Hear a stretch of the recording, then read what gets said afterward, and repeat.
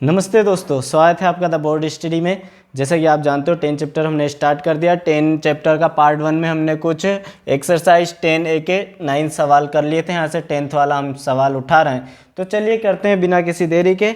अभी तक आपने हमारा चैनल सब्सक्राइब ना किया हो तो सब्सक्राइब कर दो, बेल आइकन प्रेस कर दो ताकि आप तक सारे नोटिफिकेशन हमारे पहुँच सके बच्चों। ठीक, देखते हैं सवाल की बात करेंगे डायरेक्ट। 10वें में हमें दे रखा भाई कोई एक सर्कुलर डिस्क है, सर्कुलर डिस्क की ना भाई साहब, हाँ वृत्तीय प्लेट है एक, जिसकी रेडियस उन्हें 2 सेंटीमीटर दी हुई है।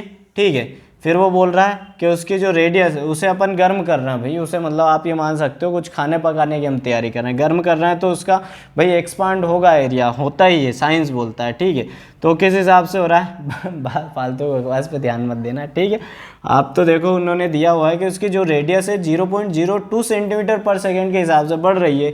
तो बोल रहा है कि भाई इसका आप एरिया में चेंज को रिप्रेजेंट करो। आप इसके जो एरिया में जो चेंज आ रहा है, rate of change in area जो इंक्रीज हो रहा है, उसे बताओ आप कब, जब आर की वैल्यू क्या हो 2.1 सेंटीमीटर हो। तो फर्स्ट ऑफ ऑल जो इनने आर बराबर 2 सेंटीमीटर दे रखा है, किसी काम का नहीं, केवल हमें पागल बनाने के लिए दिया हुआ है, जो कि हम है नहीं। ठीक है, चलो सॉल्व करेंगे। अब भाई सर्कुलर डिस्क है तो कंसीडर कर लेना, let the radius of circular disc है ना, जो वृत्तीय चकती है उसकी रेडियस हमने मान ली कैपिटल आर, इस कैपिटल आर। ठीक है, then area of circular disc. भाई अब सर्कुलर डिस्क है तो उसका कुछ ना कुछ एरिया होगा, है ना, मतलब वही वृत्त का एरिया जो होगा वही सर्कुलर डिस्क का होगा, है ना, सर्कल का एरिया। वृत्तीय डिस्क बोल दो, इसे चकती बोल दो, कुछ भी ठीक है ना। क्या होता है तो ऐसे रिप्रेजेंट करेंगे, वो होता है भाई पाई आर स्क्वायर। ठीक है, इसे हमें चेंज शो करना है, इसलिए टाइम के रिस्पेक्ट में इसे डिफ्रेंशिएट करा देते हैं, मतलब टी के रिस्पेक्ट में dWr/2 in both side of equation. तो हो जाएगा अपना d/dt बराबर क्या हो जाएगा, पाई तो ऐसा का ऐसा ही, आर स्क्वायर का करेंगे, पहले पावर का होगा तो आ जाएगा 2r, फिर r का होगा तो आ जाएगा dr/dt। हमारे पास r की वैल्यू भी और dr/dt की वैल्यू भी गिवन है, दोनों वैल्यू पुट कर देंगे तो हमारा आंसर आ जाएगा। चाहिए क्या हमें, तो d/dt की वैल्यू ही चाहिए भाई साहब, लेकिन कब, जब r की वैल्यू कितनी हो 2.1 सेंटीमीटर हो। तो कर देते हैं हम फाइंड आउट। पाई की वैल्यू भी पुट कर दो इसमें, आंसर में उन्होंने की हुई है 22/7 होती है 22/7, 2 ऐसा का ऐसा ही। आर की जगह क्या लिख सकते हैं हम, तो आर की जगह लिखेंगे हम 2.1, है ना, ये जो हमें दिया हुआ है। ठीक है, dr/dt की वैल्यू गिवन है हमारे पास, ये है 0.02, तो अपन इसे भी लिख देते हैं 0.02। ठीक है, इसे आप लिख देना एक तरफ, गिवन है भाई, गिवन है क्या, dr/dt 0.02 सेंटीमीटर पर सेकेंड, इसलिए हम मन से नहीं लिख रहे हैं कुछ भाई साहब, आपने दिया वही कर रहे हैं। इसे सॉल्व कर देते हैं बच्चों। तो देखना 7 का तो ये 3 टाइम जाएगा तो आ जाएगा 0.3। ठीक है, इनका मल्टीप्लाई करा देंगे अपन आपस में, तो देखना 22 का 2 में कराऊंगा तो 44, इधर 0.3 का 2 में कराएंगे तो आ जाएगा 6, यहाँ 1 2 और 3 मतलब 1 2 3 और यहाँ डेसिमल आ जाएगा। इनका मल्टीप्लाई करा दो तो 6 चौको 24, 2 6 चौको 24 और 2 26, 3 डिजिट बाद पॉइंट है तो 1 2 3 यहाँ लग जाएगा पॉइंट, ये अपनी वैल्यू आ गई। अब इसके अगर अपन यूनिट की बात करें, बच्चों यूनिट रटना नहीं है ना, रटने का मतलब मामला ही नहीं होना चाहिए गणित में। ऊपर क्या है, एरिया है, तो एरिया की यूनिट क्या होती है, तो सेंटीमीटर में है इसलिए सेंटीमीटर स्क्वायर हो जाएगी। ठीक है, टाइम की क्या होती है तो सेकंड, तो इसकी यूनिट क्या हो जाएगी सेंटीमीटर स्क्वायर पर सेकंड। इसका मतलब क्या हुआ, अगर इसका अपन सिग्निफिकेंस देखें तो उसका जो एरिया है, उस डिस्क का एरिया हर सेकंड में कितना बढ़ जाता है, तो 0.264 सेंटीमीटर स्क्वायर उसका एरिया बढ़ जाता है। बस ये इसका आंसर है अपना, इसे डब्बे में पैक कर लो आप और मिठाई बांट दो। ठीक है, चलो अगला सवाल करेंगे, आप स्क्रीनशॉट ले लो इसका। ठीक है दोस्तों, अगला सवाल लिख दिया मैंने 11th वाला। इसमें अपने को भाई क्या बोल रहा है कि एक बलून की बात कर रहा है ना, हाँ एक स्फेरिकल बलून है, गोला ही दे रखा है उसने। वो बोल रहा है उस गोले का जो आयतन है, जो उसका वॉल्यूम है, उसमें चेंज कैसे हो रहा है, तो 40 सेंटीमीटर क्यूब पर मिनट के हिसाब से। यहाँ याद रखना पर मिनट दिया हुआ है इसमें, है ना, तो हर मिनट में कितना चेंज हो जाता है, वो 40 सेंटीमीटर क्यूब बढ़ जाता है ना।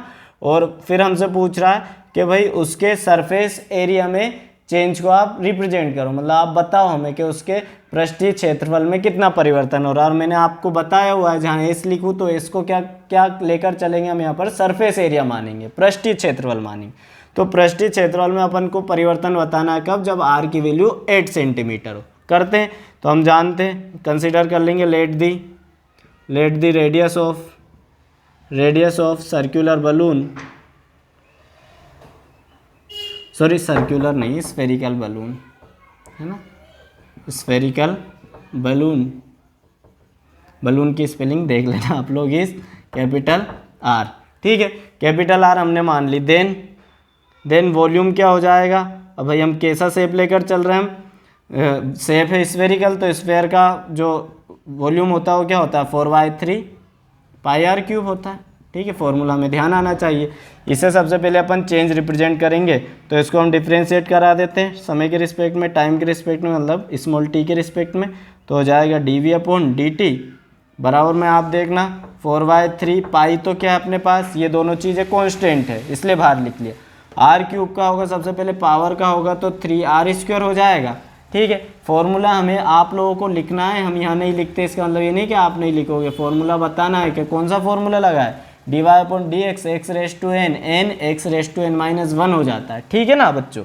तो यहाँ पर देखना ये अपना आ चुका है। अभी अपन ने किसका किया था, पावर का किया था, अब आर का करूँगा तो आ जाएगा dr/dt, और आप देखोगे इस dr/dt की वैल्यू हमें यहाँ फंक्शन में इससे मिलेगी, ऑलरेडी हमें दी हुई नहीं है, घुमा फिरा के पूछ रहा है ना, तो यहाँ से dr/dt का ही मान हमें चाहिए, dv/dt हमें गिवन है, देख लो क्या है 40, तो यहाँ पर लिख देंगे हम 40।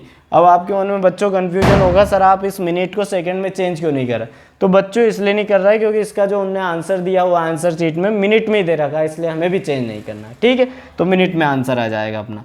तो 40 4/3 ऐसा का ऐसा ही, पाई भी ऐसा ही रहने दो, तो ये 3 से 3 काट देंगे तो यहाँ से 3 हट जाएगा, ठीक है, तो यहाँ से 4 पाई, आर की वैल्यू हमारे पास क्या है, तो आर की वैल्यू उन्होंने दी हुई है 8 सेंटीमीटर स्क्वायर है, इसलिए 2 बार लिख देंगे 8 × 8, और dr/dt की वैल्यू हमें यहाँ से मिलेगी। इधर सॉल्व कर देते हैं थोड़ा सा, यहाँ देखना 40 को अगर अपन डिवाइड करें तो यह आ जाएगा 10 4 से, है ना, फिर एक बार और करें तो ये हो जाएगा 4, और ये हो जाएगा कितना 5, है ना, 5 दूने 10 4 दूना 8, ठीक है, तो बराबर में dr/dt की वैल्यू क्या आ जाएगी बच्चों हमारे पास, यहाँ देखना ऑलरेडी यहाँ तो बचा अपने पास 5, है ना, यहाँ देखना है कितना बचा है 4 × 8, तो 8 × 32, इधर मल्टीप्लाई में, तो इधर आके कहाँ आ जाएगा, डिवाइड में आ जाएगा, तो 5/32 के आगे अपने पास dr/dt की वैल्यू। हमें बताना क्या है, तो हमें सरफेस एरिया में चेंज बताना है, पृष्ठीय क्षेत्रफल में। Now the surface area of sphere, मतलब हिंदी में लिखे तो गोले का पृष्ठीय क्षेत्रफल क्या होता है बच्चों, लिखो कमेंट बॉक्स में गोले का पृष्ठीय क्षेत्रफल। तो गोले का पृष्ठीय क्षेत्रफल एस से डिनोट करेंगे, और ये होता है 4πr², सीधा याद रखना। इसे डिफ्रेंशिएट कराएंगे टी के रिस्पेक्ट में, क्योंकि हमें परिवर्तन ही बताना है, चेंज ही शो करना है, तो हो जाएगा ds/dt। यहाँ ध्यान दो तो 4π तो कॉन्स्टेंट है, सबसे पहले r² का होगा तो क्या हो जाएगा 2r, और फिर r का होगा तो dr/dt हो जाएगा। अब हमारे पास इसमें सारी वैल्यूज़ है, तो ds/dt तो आ चुका है, लेकिन हमें ये कहाँ बताना, तो ये बताना हमें जब r की वैल्यू क्या हो 8 सेंटीमीटर हो, तो r = 8 पर हमें बताना है, तो 4 × π × 2 × r की जगह क्या रख दूंगा 8, और इंटू dr/dt की वैल्यू देखो अभी हमने फाइंड आउट की थी 5/32, तो आ जाएगा 5/32। देखने सॉल्व कर देते हैं इसको, तो 8 8 चुकू 32, 4 से 4 कैंसिल, ऊपर क्या बचेगा 5 दूना 10, और यहाँ से बच जाएगा पाई, और यही इसका आंसर है। अगर अपन यूनिट की बात करें बच्चों, तो इसका आंसर यही ना भाई, कौन सा है 11वें का, यही है यूनिट की। अगर अपन बात करें बच्चों, तो यहाँ पर इसकी यूनिट क्या हो जाएगी 10 सेंटीमीटर क्यूब पर मिनट। तो देखो यहाँ ऊपर तो अपना एरिया का क्या होगा सेंटीमीटर स्क्वायर हो जाएगा, है ना, लेकिन यहाँ टाइम इस बार जो टाइम है वो अपना पर मिनट में चल रहा है, तो इसका आंसर आ जाएगा सेंटीमीटर स्क्वायर पर मिनट। ठीक है, बाकी सारी चीज़ हमने इसमें सही की हुई है। ठीक, चलो अगला सवाल करेंगे, आप स्क्रीनशॉट ले लो। बच्चों एक चीज़ अपन इसमें भूल गए थे थोड़ा सा, यहाँ देखो, यहाँ अपने को ये जो पाई है ना, ये पाई इधर लेकर जाना था, तो dr/dt की वैल्यू अपने को मिलती 5/32 पाई, ये पाई यहाँ भूल गए। तो जब ये पाई यहाँ रखाएगा इसके साथ यहाँ पर, तो पाई से पाई कैंसिल हो जाएगा और यहाँ हमारा आंसर में पाई नहीं आएगा। तो थोड़ा सा आप इसे करेक्शन कर लेना, अपन थोड़ा सा ध्यान भूल गए थे। ठीक है, चलो अब ले लो स्क्रीनशॉट, हम अगला सवाल करेंगे। ठीक है दोस्तों, यहाँ हमने अगला सवाल लिख दिया है। दे रखा है भाई कि एक जो क्यूब है उसका जो वॉल्यूम है वो चेंज हो रहा है 10 सेंटीमीटर पर क्यूब पर सेकेंड। तो अपने को बताना है उसके सरफेस एरिया में चेंज को, कब? जब उसकी जो साइड की लेंथ हो 12 सेंटीमीटर हो। ठीक है, करते हैं, पिछले जैसे ही सवाल है, बस वहाँ पर अपने को स्फीयर दिया हुआ था, है ना, यहाँ पर हमें शेप, वहाँ गोला दिया हुआ था आकार के रूप में, यहाँ हमें शेप के रूप में एक क्यूब दे दिया गया है, घन दे दिया गया है ये इस तरह का। ठीक है, और उस घन की अपन ने जो साइड हम जानते हैं सारी साइड इक्वल होती है, तो साइड हमने ए कंसीडर कर ली इस घन की। ठीक है, तो लिख देंगे let length of the side, length of side is A. ठीक है, देन सबसे पहले वॉल्यूम देखेंगे, then volume of cube, then volume of cube मतलब घन का आयतन, घन का आयतन। तो घन का आयतन क्या हो जाएगा बच्चों? तो घन का आयतन हम जानते हैं क्या होता है, ए क्यूब होता है। इसे डिफ्रेंशिएट करा देते हैं टी के रिस्पेक्ट में, dWr/2t in both side of equation, मतलब समय के रिस्पेक्ट में। तो dV/dt क्या हो जाएगा, ये 3 आगे आ जाएगा, 3a² हो जाएगा। हमें अभी तो हमने पावर का किया है, अब a का करेंगे तो आ जाएगा d/dt। ठीक है, सेम सवाल है, यहाँ से हमें वहाँ dr/dt की वैल्यू मिल रही थी वॉल्यूम से, यहाँ हमें वॉल्यूम से d/dt की वैल्यू मिल जाएगी।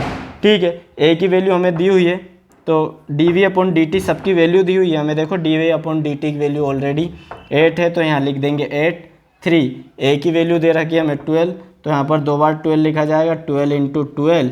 ठीक है, और d/dt की वैल्यू तो हमें यहाँ से मिलने वाली है भाई।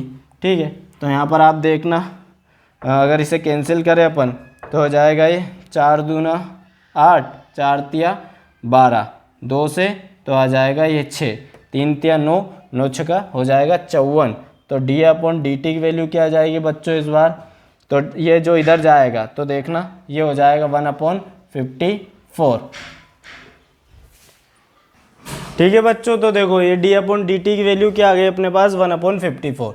ठीक है, हमें बताना क्या है यहाँ पर, तो हमें बताना है ds/dt मतलब सरफेस एरिया में चेंज को बताना है। तो हमें सबसे पहले फॉर्मूला पता होना चाहिए सरफेस एरिया ऑफ क्यू। तो लिखेंगे वी नो दैट, हम जानते हैं, भले आप नहीं जानते हो, we know that surface area of cube. ठीक है, हिंदी में इसे बोलेंगे घन का पृष्ठीय क्षेत्रफल। तो घन का पृष्ठीय क्षेत्रफल क्या होता है, इससे डिनोट करेंगे, ये होता है 6a²। क्या होता है?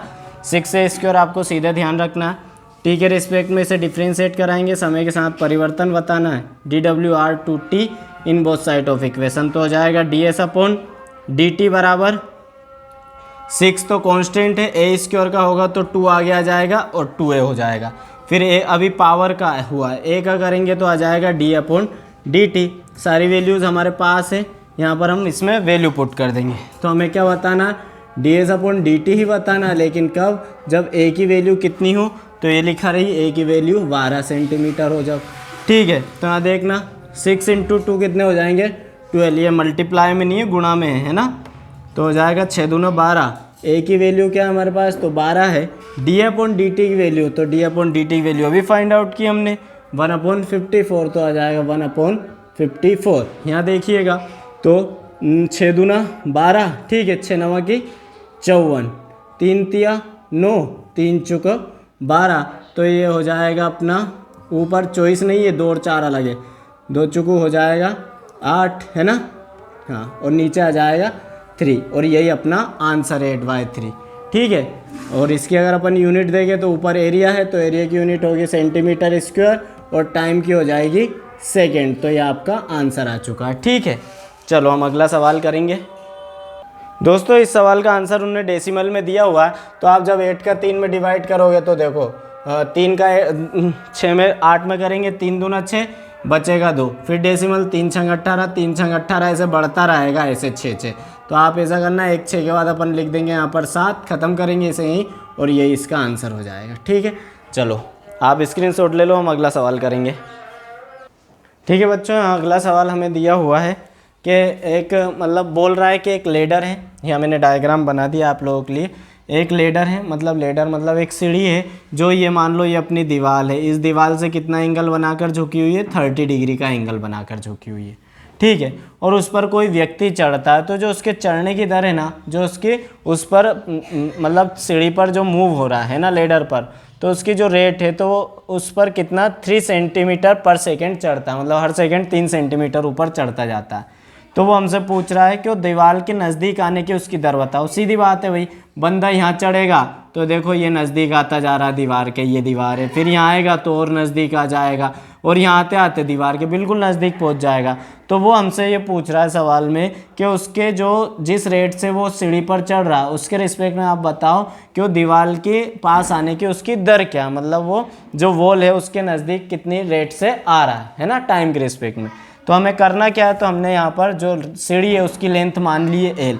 अगर इसकी लेंथ हमने एल मान ली है तो इस लेंथ पे ही तो चढ़ रहा हो, इस लेंथ पे ही चढ़ रहा होगा ना, तो इस लेंथ में ही जो चेंज आ रहा है dl/dt वही हमें दिया हुआ है 3 सेंटीमीटर पर सेकेंड, है ना। और हमने जो दीवार से जो लेडर की जो मैक्सिमम लेंथ है ना, जो लास्ट वाले पॉइंट की लेंथ है वो हमने मान ली dx। तो हमें बताना क्या है, तो हमें दिया हुआ है dl/dt और हमें बताना है इस x में परिवर्तन की दर, है ना। तो मतलब हमें कुल मिला के बताना है dx/dt। सवाल में बस 2 चीज़ें पता चल जाए, क्या दिया हुआ है और क्या पता करना है, क्या फाइंड आउट करना है, तो सवाल आसान हो जाता है। तो हमें यहाँ dx/dt फाइंड आउट करना, तो बहुत सिंपल सी मेथड है भैया, हमें दिख ही रहा है एक कैसा ट्राइंगल मिल जाएगा हमें, ये हमें एक मिल रहा है राइट एंगल ट्राइंगल। तो सबसे पहले सॉल्व कर लेते हैं, अपन लिख लिया, कंसीडर कर लेते हैं let length of the ladder is अपन ने मान ली एल, है ना। देन गिवन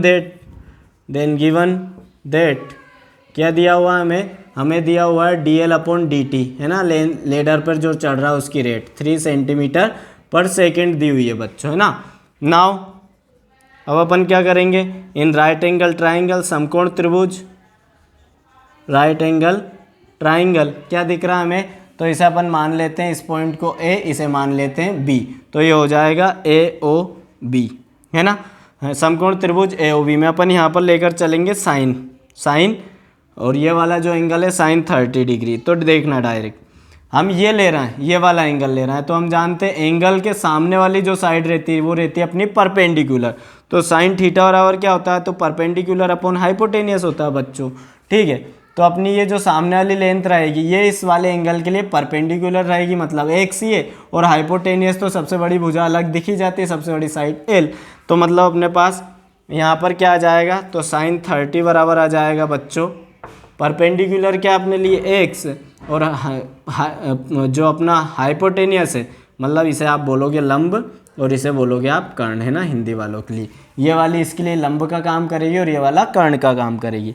तो देखना परपेंडिकुलर तो एक्स है, हाइपोटेनियस है एल।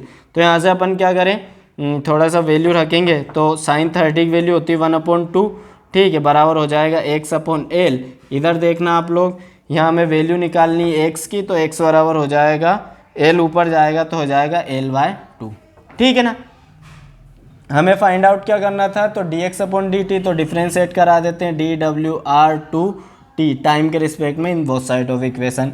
तो x का तो हो जाएगा dx/dt, ठीक है, बराबर में 1/2 कांस्टेंट वैल्यू इसलिए बाहर लिख लेंगे, l का क्या हो जाएगा, तो सिंपली dl/dt हो जाएगा। हमें एक दिया ही हुआ है भाई,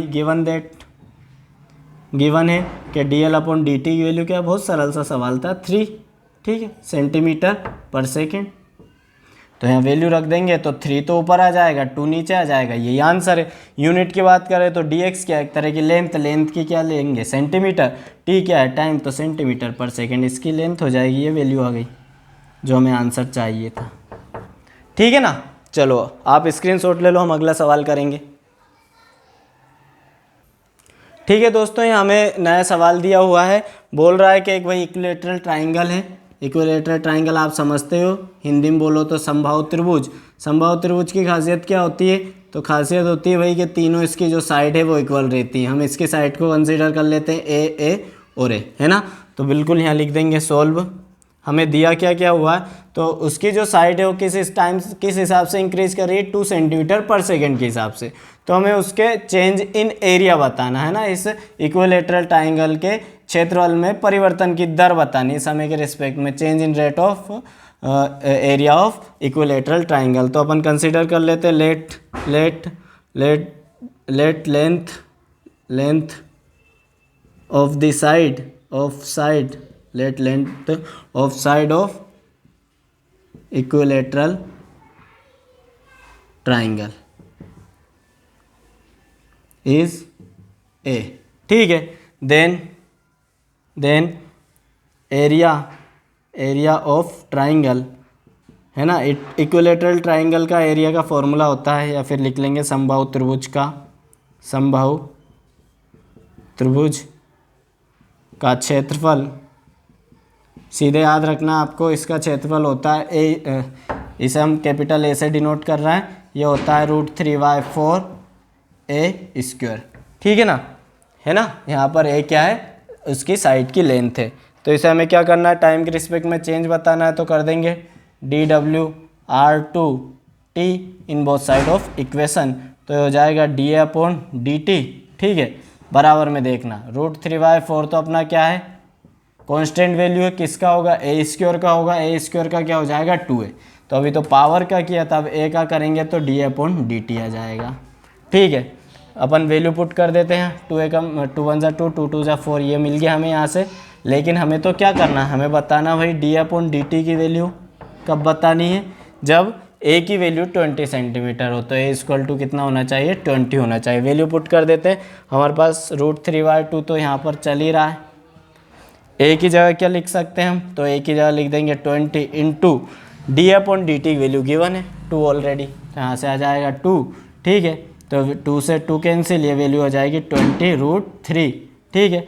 अब इसकी जो यूनिट होगी, ऊपर एरिया है इसलिए सेंटीमीटर स्क्वायर, नीचे टाइम है इसलिए सेकेंड, तो सेंटीमीटर स्क्वायर सेकेंड आ जाएगी, है ना। चलो आप स्क्रीनशॉट ले लो, या फिर उन्हें आंसर में इस √3 की वैल्यू रख दियो तो इंटू करा दो 1.732 का, है ना। चलो ठीक, आप करा लेना, हम अगला सवाल लेते हैं। ठीक है दोस्तों, अगला सवाल मैंने लिख दिया है, थ्योरेटिकल सवाल है, सैद्धांतिक।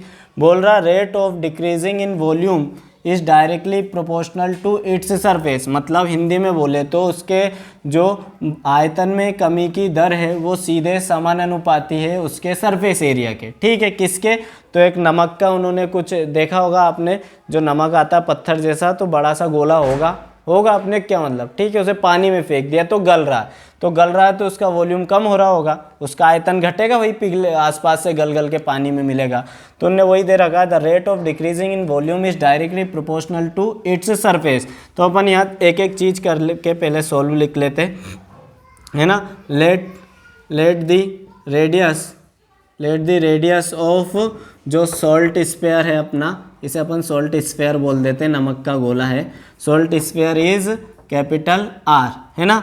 And volume is capital V, and surface area भी अपन कंसीडर कर लेते हैं, surface area is capital S। Then according to question, then according to condition, ऐसा लिख लेंगे, अकॉर्डिंग टू कंडीशन, है ना। अपन ने क्या क्या मान लिया हिंदी में बोले तो, कि जो नमक का जो गोला है उसकी त्रिज्या R है, उसका वॉल्यूम V है, आयतन V है, और उसका पृष्ठीय क्षेत्रफल कैपिटल S है।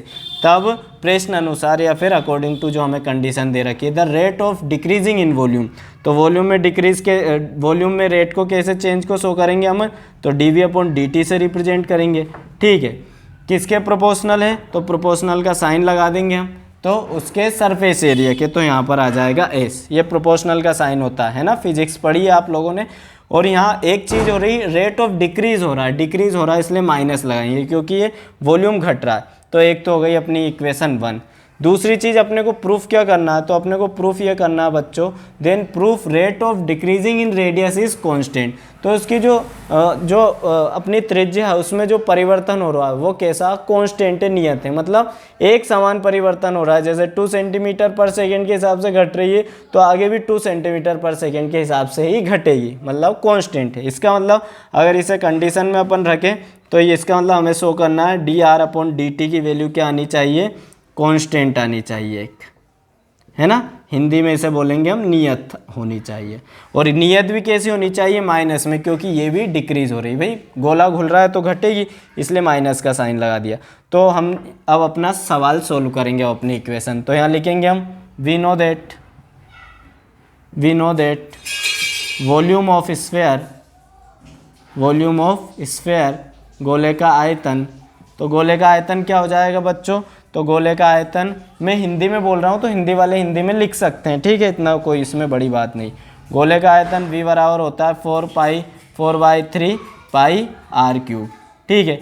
इसमें हमें चेंज को शो करना है, ठीक है। तो चेंज को शो करेंगे तो dWr2t in both side of equation, तो dV/dt ये हो जाएगा। बराबर में आप लोग देखना 4/3 कांस्टेंट वैल्यू हमारी, पाई भी कांस्टेंट है, r³ का होगा तो पहले पावर का होगा इस 3 का, तो हो जाएगा 3r²। फिर किसका होगा, फिर इसकी r का होगा रेडियस का, तो ये हो जाएगा dr/dt आ जाएगा, ठीक है। यहाँ 3 से 3 कैंसिल, तो देखना बच्चों अपने पास क्या आ गया यहाँ पर, तो dV/dt की वैल्यू क्या मिल गई बच्चों हमें, तो dV/dt की वैल्यू मिल गई हमें 4πr, ठीक है, 4πr², और ये मिल गया dr/dt हमें, ठीक है ना। dV/dt की वैल्यू आ गई हमारे पास। इक्वेशन 1 जो थी और इक्वेशन 2, इन दोनों का कंपैरिजन कराएंगे। देखो इक्वेशन 1 और 2 का है ना, तो लिख देंगे y comparing equation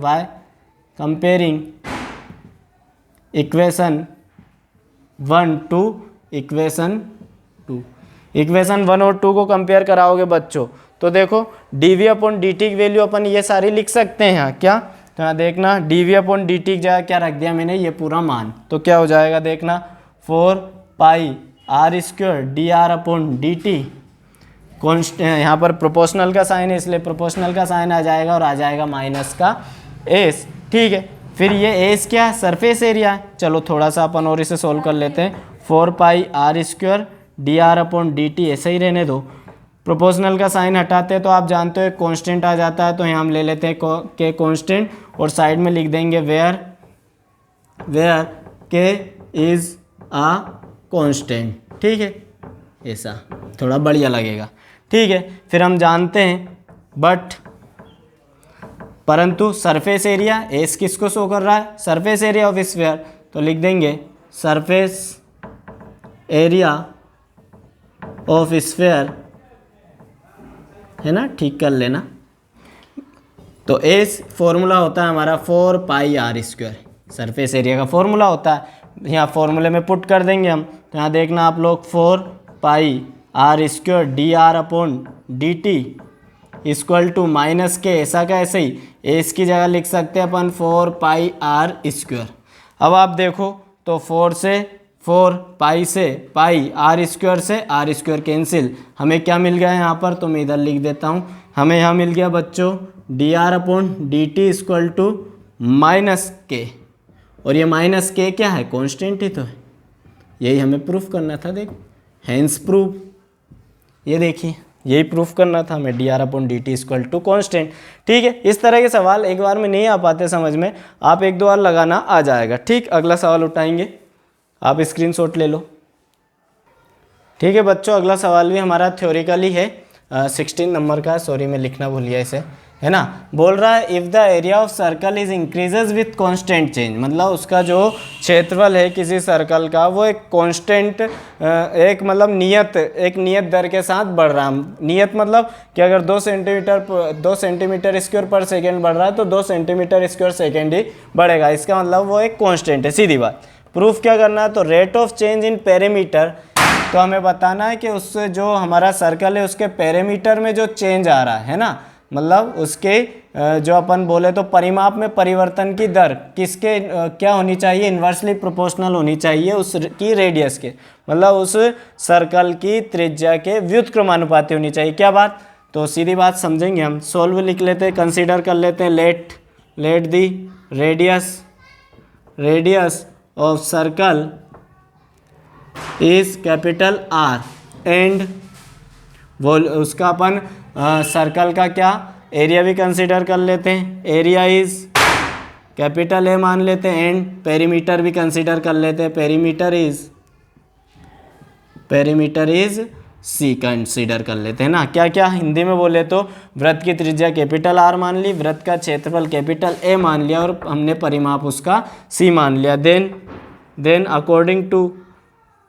according to condition, जो हमें कंडीशन दी हुई है क्वेश्चन में, प्रश्न अनुसार, जिसे अपन हिंदी में बोल सकते हैं, ठीक है, क्या बोल रहा है कि जो भाई उसके एरिया में जो परिवर्तन आ रहा है d/dt वो क्या है, एक कांस्टेंट है, तो हम कांस्टेंट यहाँ k मान लेते हैं, ठीक है, और पीछे लिख देते हैं k क्या है, कांस्टेंट अपना, ठीक है ना। और दूसरी चीज़ क्या दे रखी है, इसे बोल देते हैं इक्वेशन 1, और प्रूफ क्या करना है हमें, तो प्रूफ करना है कि वही जो उसके पेरीमीटर में जो चेंज आ रहा है वो इन्वर्सली प्रोपोर्शनल होना चाहिए रेडियस के। इन्वर्सली प्रोपोर्शनल का मतलब आप समझते हो 1/में आर आना चाहिए, मतलब ये हमें प्रूफ करना है, ये हम लेकर चलेंगे। तो चलो लेकर चलते हैं। क्या दिया हुआ हमें बाय इक्वेशन 1 हमें दिया हुआ है dA/dt इक्वल टू क्या, एक कांस्टेंट वैल्यू। हम जानते ही एरिया क्या होता है सर्कल का, πr² होगा, वैल्यू पुट कर देंगे तो d/dt ए की जगह क्या लिख दिया हमने, πr² लिख दिया इक्वल टू के लिख दिया यहाँ पर, ठीक है। पाई कांस्टेंट वैल्यू है, किसका डिफ्रेंसिएशन होगा, आर का होगा, r² का, तो पहले r² का होगा तो हो जाएगा 2r, फिर r का होगा तो dr/dt आ जाएगा, ठीक है, बराबर क्या चल रहा है अपना यहाँ पर के चल ही रहा है। इसे थोड़ा जमा कर लिख दें तो आ जाएगा 2πr और dr/dt, ठीक है, इक्वल टू के, ठीक है। अब अगर हम पेरीमीटर की बात करें बच्चों, तो पेरीमीटर मतलब होता है सर्कमफेरेंस ऑफ सर्कल, है ना, परिमाप, है ना, तो लिख देंगे पेरीमीटर ऑफ सर्कल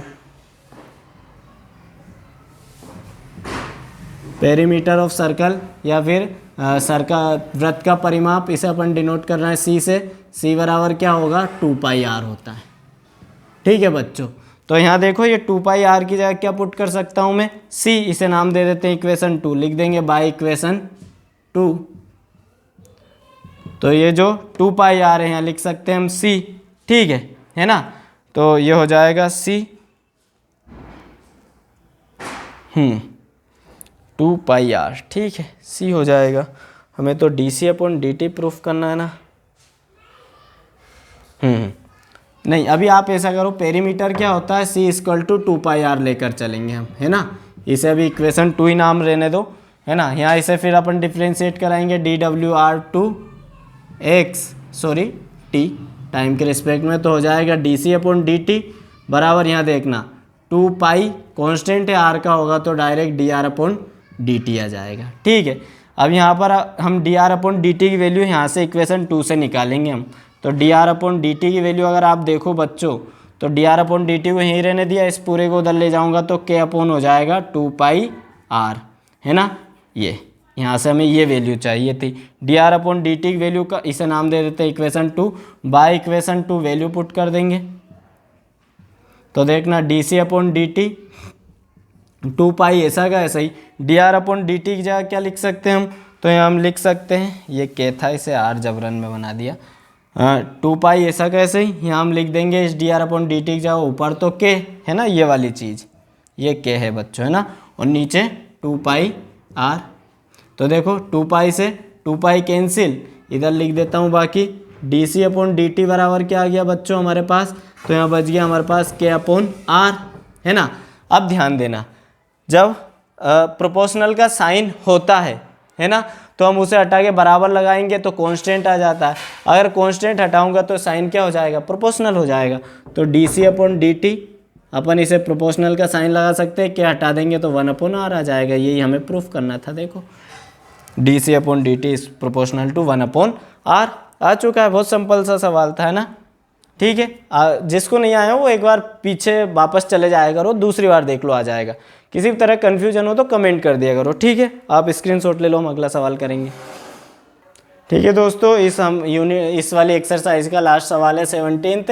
हमें दिया हुआ है कुछ एक्स वस्तुओं का, उन्होंने टोटल एक्स मतलब कमोडिटीज़ का मतलब एक्स वस्तुओं का क्या दे रखा है, टोटल कॉस्ट दिया हुआ है। बच्चों होता क्या है कि मुझे ना फिजिक्स के भी स्कूल में लेक्चर लेने रहते हैं, क्लास में भी लेता हूँ, ठीक है, और कोचिंग में भी लेता हूँ, तो बोलते नहीं बनता कभी कभी, ठीक है। तो कोई दिक्कत नहीं, हमें यहाँ दिया हुआ है टोटल कॉस्ट सी एक्स बराबर 0.05005 x square minus 0.02 x square plus 30x plus 5000 ऐसा दिया हुआ है कुछ। पूछ रहा है मार्जिनल कॉस्ट बताओ आप। तो याद रखना, जब भी टोटल कॉस्ट से मार्जिनल कॉस्ट पूछा जाए तो आपको क्या करना है, सिंपली इसका डिफ्रेंशिएशन करा देना है एक्स के रिस्पेक्ट में, मतलब सोल्व अगर अपन करेंगे तो ये हो जाएगा क्या, मार्जिनल कॉस्ट जो होगा आपका, ठीक है, क्या सीमांत बोलते हैं ना इसको, हाँ सीमांत लागत। मार्जिनल कॉस्ट कैसे फाइंड आउट होता है, तो कुछ नहीं, मार्जिनल कॉस्ट को अपन डायरेक्ट जो ये सी एक्स दिया हुआ है इसको अपन एक्स के रिस्पेक्ट में डिफ्रेंशिएट करा देंगे इस तरीके से। तो देखो डिफ्रेंशिएट कराएंगे तो 0.005 का यहाँ करेंगे अपन एक्स का, तो एक्स स्क्वायर का क्या हो जाएगा 2x हो जाएगा, ठीक है ना, माइनस 0. ये एक्स स्क्वायर नहीं है, ज़्यादा है ना, हाँ एक्स क्यूब है, ठीक है, यहाँ पर एक्स क्यूब था, तो 0.005 एक्स क्यूब का करेंगे तो इंटू में 3x स्क्वायर हो जाएगा, है ना, माइनस 0.02 कांस्टेंट वैल्यू है, एक्स स्क्वायर का करूँगा तो फिर यहाँ से 2x मिल जाएगा, प्लस 30 कांस्टेंट x का करेंगे तो 1 लिखो चाहो मत लिखो, और 5000 का तो 0 हो ही जाना है तो लिखो चाहो मत लिखो, ठीक है, इसलिए नहीं लिखते। ये वैल्यू हमें कब बतानी है, तो d/dx मार्जिनल कॉस्ट अपने को बतानी है जब x की वैल्यू कितनी हो अपने पास 3 यूनिट हो, है ना, तो जहाँ जहाँ x है वहाँ 3 भी पुट कर दो आप। तो देखना 0.005 3 का मल्टीप्लाई कराऊंगा इसमें तो हो जाएगा 15, तो आ जाएगा 5 × 15, ठीक है। x की जगह क्या पुट कर रहे हैं हम 3, तो 3 × 3 यहाँ पुट कर दिया, माइनस 0.04 2 का गुणा करवा दिया, x की जगह 3 और पुट कर दिया, प्लस 30 कर दिया, ठीक है। यहाँ देखना आप लोग तो हो जाएगा 3 × 9 है ना, और 15 नंबर की 135 तो आ जाएगा 0.135 है ना, और माइनस ये हो जाएगा 0.12 और प्लस हो जाएगा 30। तो पहले इन दोनों को जोड़ेंगे अपन, तो ये हो जाएगा कितना 30.135 माइनस क्या कर देंगे 0.120 माइनस कर देंगे। तो देखना 5 में से 0 गए तो 5, 3 में से 2 गए तो 1, 1 में से 1 गए तो 0, ठीक है, और पॉइंट का ये 30 आ जाएगा। आई होप यही इसका आंसर होगा, ठीक है। और पीछे अपन क्या लगा देंगे, इसमें यूनिट लगा देंगे, यूनिट लगाना मत भूलना, ठीक है ना। आंसर चेक करते हैं, हाँ यूनिट नहीं आएगी, एक्चुअल में प्राइस है ना, इसलिए पीछे लिखा आएगा रुपीज़, ठीक है। तो ये आपका ये आंसर हो चुका है, ठीक। इसी के साथ आप स्क्रीनशॉट ले लो, आपकी एक्सरसाइज खत्म होती है। अगले मतलब जो हमारा पार्ट 3 रहेगा तो हम अगली एक्सरसाइज लाएंगे 10B। Okay bye, thank you so much, may God bless you, Bharat माता की जय।